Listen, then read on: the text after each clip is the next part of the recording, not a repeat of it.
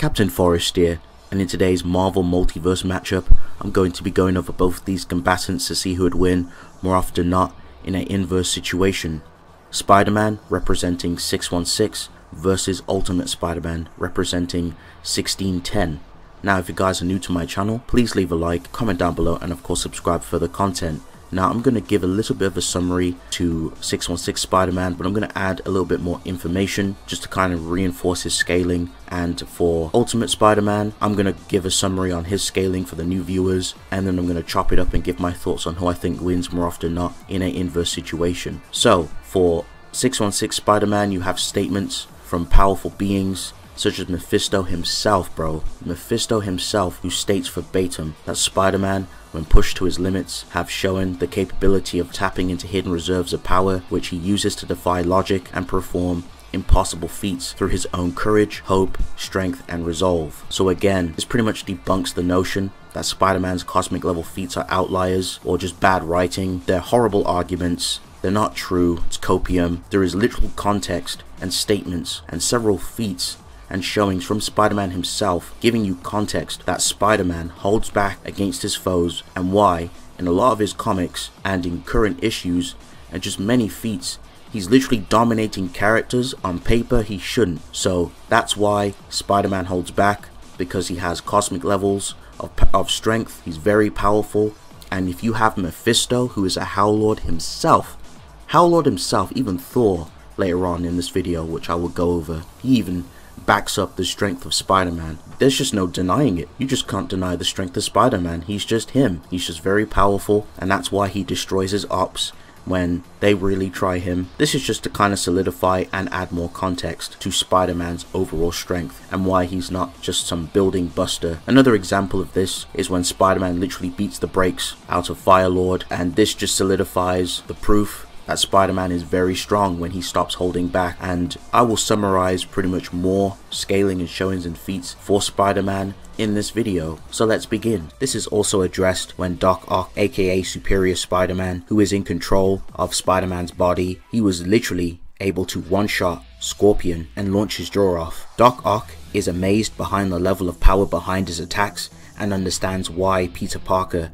suppresses himself a lot in combat. This is also reinforced as we see Superior Spider-Man being able to rock Namor with a punch. I will go into more detail about some of the hero tier feats for Spider-Man later, but I'm going to focus on the main things and the main points in this video. Now, the level of power from Spider-Man comes from his willpower. The more motivated Spider-Man is in combat, just more of an incentive to make him draw out more power and muster out more AP in combat is triggered in many ways, via his determination to protect those he cares about, simply being pissed off or pretty much excited in combat, being enraged or bloodlusted, or pretty much out of sheer desperation, or just a strong resolve and a strong incentive to fight back with, you know, a lot of velocity. And on top of that, with great power comes great responsibility, which is a code Spider-Man follows, which is why you don't see Spider-Man putting all his ops in a body bag. There is a guidebook statement that talks a little bit about Spider-Man's mysterious powers and where he gets it from. They talk about Spider-Man drawing powers from beings that reside inside a 5D structure. So you could make the argument that Spider-Man is drawing some type of power from higher entities, which would also reinforce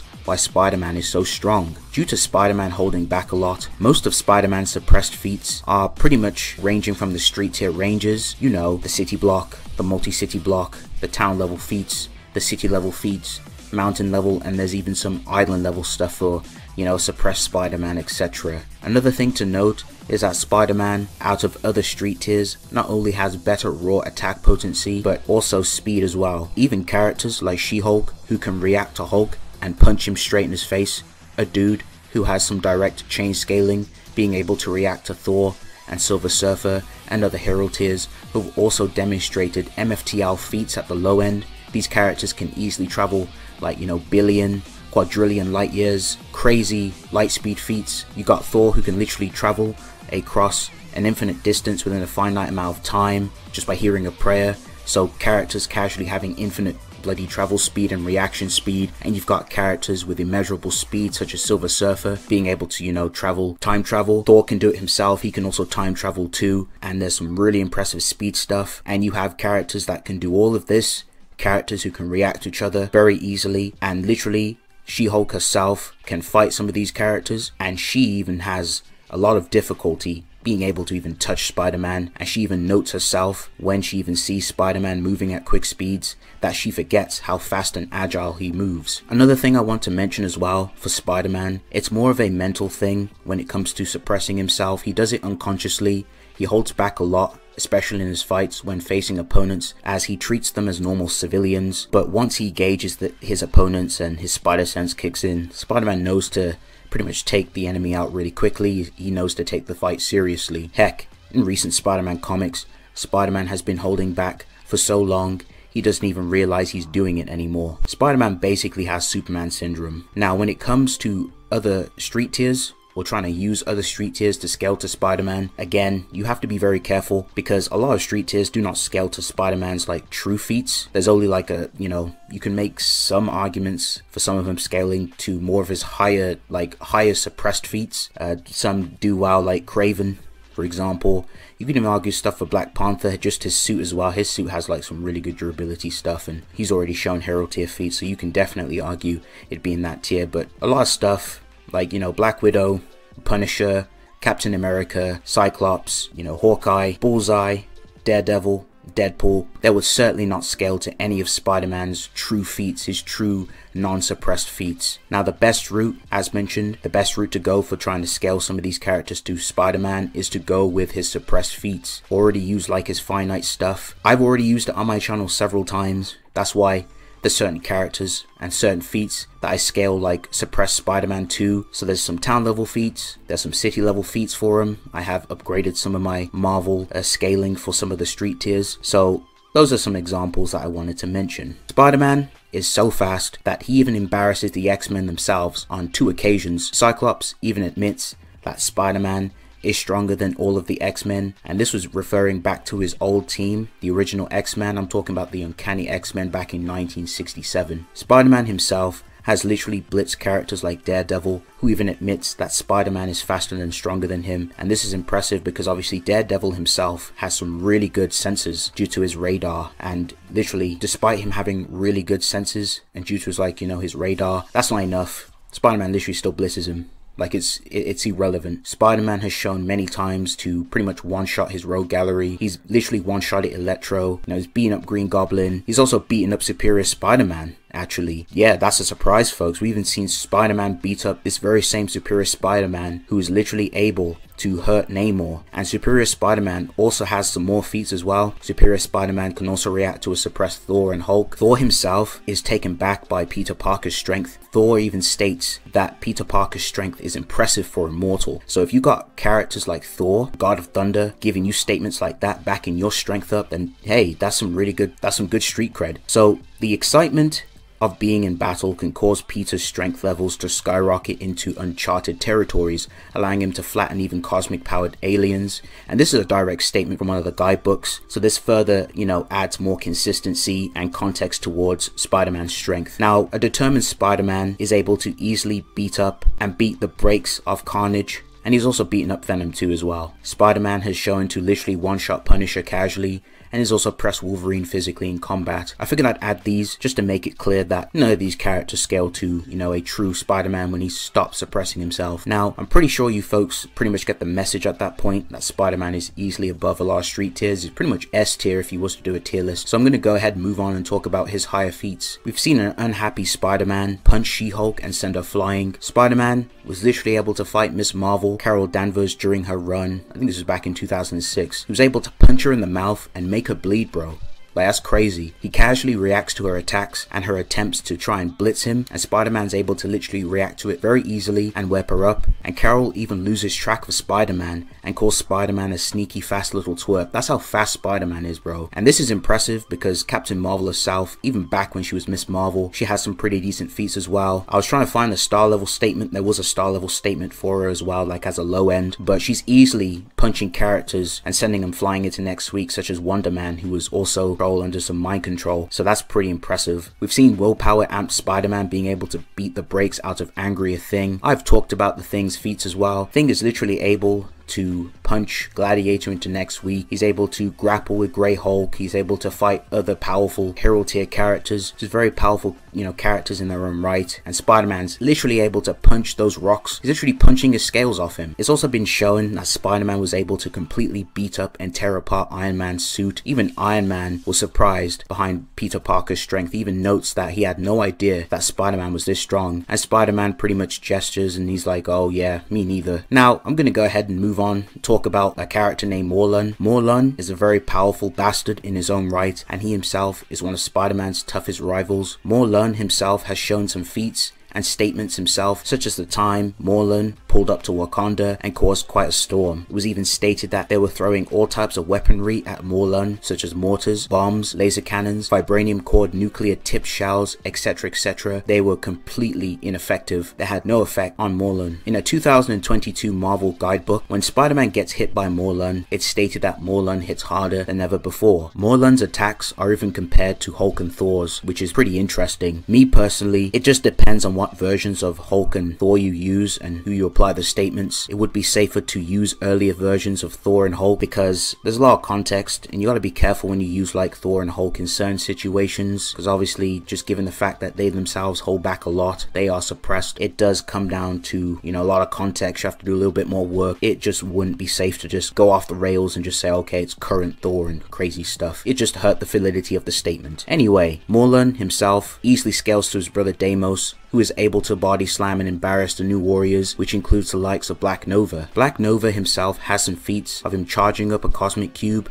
and also one-shotting Hercules and hurting Captain Marvel after charging into her. Morlun and Deimos beat up Kane in his The Other form, which killed Peak Solace after he killed Cosmic Spider-Man, and while weakened, can fight against Enigma Force amped Miles. When Sin Eater absorbed Morlun's powers, he was able to completely batter the entire Spider family, with Spider-Gwen stating that Morlun was near impossible to beat on his worst day. And with all these feats mentioned to you folks, this very same Morlun gets completely rocked by a non-suppressed Spider-Man. Very impressive. Spider-Man himself is able to incapacitate the Absorbing Man after landing multiple strikes on him. Titania, one of She-Hulk's enemies, they've both gone at it back and forth many years, even back in classic and even current comics. She's even afraid of Spider-Man and his power, and that's some crazy statements because She-Hulk herself is a monster and Titania has like literally no fear when it comes to fighting She-Hulk, but when it comes to Spider-Man, she's ready to she's ready to run off the block, which is crazy. Spider-Man with his sheer strength alone was able to hold back a Juggernaut absorbed Sin Eater with willpower. Spider-Man is able to literally react and avoid attacks from Gladiator up close, literally avoiding him, avoiding his heat vision, avoiding,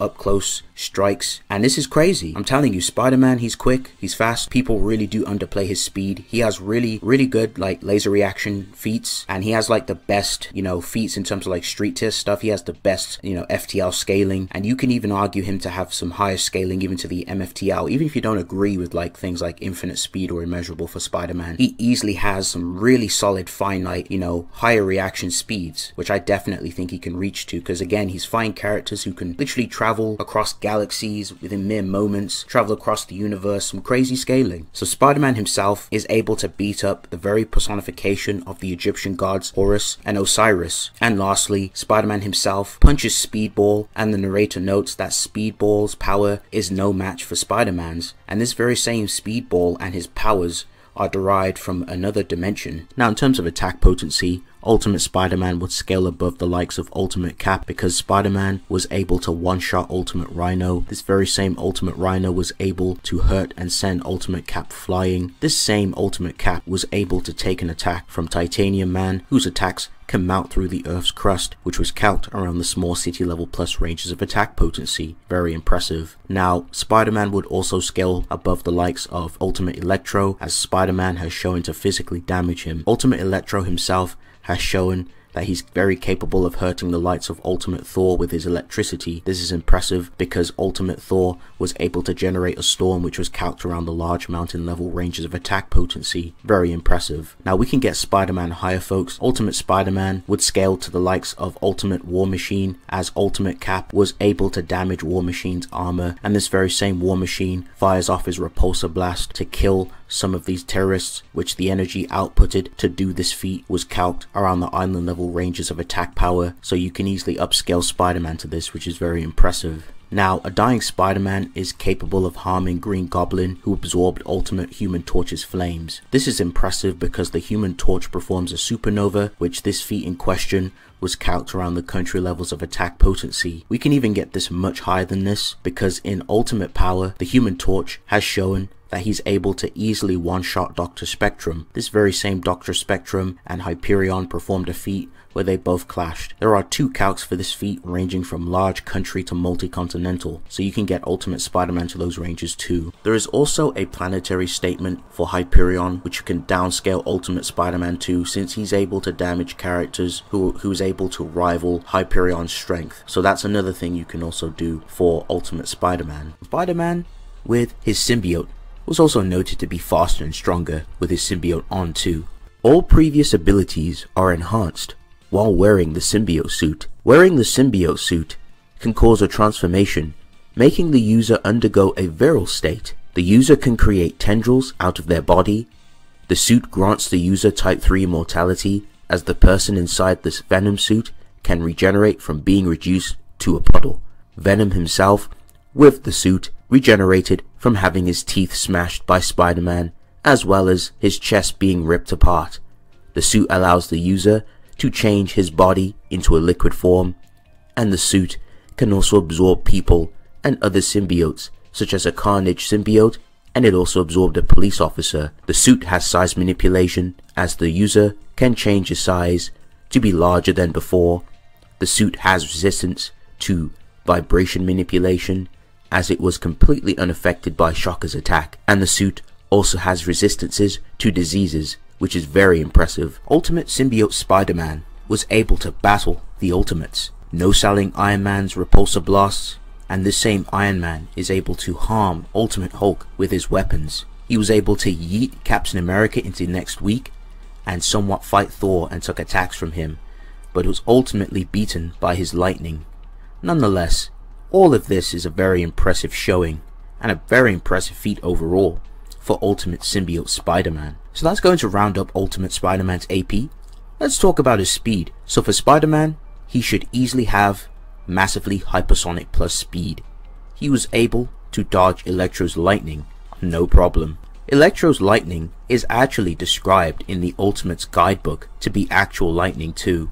Now another range we can give Spider-Man is easily FTL. Spider-Man can scale to the likes of Dr. Spectrum, who was fast enough to intercept Hyperion's heat vision, which was calced around the 1.768 times the speed of light, aka FTL. Anaconda, who is one of the members of the Serpent Squad, is fast enough to react to Human Torch throwing a fireball, and she grabs it. This is very impressive because Human Torch is fast enough to tag Dr. Spectrum with his fire, yet this same Anaconda was too slow to react to Spider-Man and gets tagged by Spider-Man's web. So some pretty decent higher ranges for Spider-Man. Okay, so that's going to conclude Spider-Man's stats. Let's go over some of his exotic abilities and resistances. So Spider-Man has his signature Spider Sense, which warns him of incoming danger before it occurs, which allows him to respond before the threat. He also has his spider webs, where he uses them to web sling and incapacitate his opponents and subdue them. Spider-Man can create after images. Spider-Man can stick and crawl up walls. Spider-Man also demonstrates his quick, swift, and acrobatic skills in combat to keep his foes on their toes. Peter is very tactical with his webs, displaying quick thinking skills such as creating a trampoline to stop his fall with his webs. Okay, that's going to wrap up both these combatants. I'm going to go ahead and give my thoughts on who I think wins more often than not in an inverse situation. So, unfortunately, I gotta give victory to 616 Spider-Man. When we look at the feats and compare them, it's a night and day difference. Ultimate Spider-Man, within his own right, is very powerful. Even for Ultimate Marvel standard, he's actually very powerful. Multi-continental levels, country level, You can even possibly get him to planetary if you use the Hyperion statement of him being a planetary buster. However, that pales in comparison to 616 Spider-Man's feats. Spider-Man is literally able to beat up Herald tier level characters. He's showing tremendous feats, already putting him vastly above planetary, even if you use finite levels of feats, just due to 616 being a more established multiverse in comparison to Ultimate Marvel when it comes to feats. Even if we use the lowest of low ends, finite feats, these characters, like these Herald tier characters that Spider-Man can beat up, are able to blow up solar systems. They're able to destroy planets casually, stars, you know, there's some galaxy level scaling, multi-galaxy, universal plus scaling. That's just me using low ends, and I don't even want to get into the whole creation level arguments. That's when things just get vastly worse for Ultimate Spider-Man. So when it comes to stats, I would say 616 Spider-Man and feats just overall outshines Ultimate Spider-Man. He would just completely get beaten up and one-shotted by 616 Spider-Man, no difficulty. Speed, if you want to downplay like 616 Spider-Man and say he's FTL, I guess you could argue them being relative in speed. However, I think Spider-Man will just blitz him, just has vastly better speed feats. And if we look at precognition, 616 Spider-Man's precognitive abilities are just a lot more layered out and a lot more impressive in comparison to Ultimate Spider-Man. His precognitive abilities just aren't fleshed out in the same way as 616 Spider-Man. 616 Spider-Man can precog spirits, he can literally precog through time and space. His precognition helps him make the right choices in combat, whereas Ultimate Spider-Man's is just basic precognition with Spidey sense, just gives him awareness on a danger level. And Ultimate Spider-Man lacks the layers in comparison to 616. 616 Spider-Man has literally layers of precognition, so he'd pretty much read Ultimate Spider-Man like a book. So more often than not, I gotta give this to 616 Spider-Man. Way too impressive. He's just the better Spider-Man. Yeah, so that's another dub for 616. But anyway, thank you guys for watching. If you guys enjoyed this video, please leave a like, comment down below, and of course subscribe for the content. It's been real. I'll see you guys in the next one. Peace.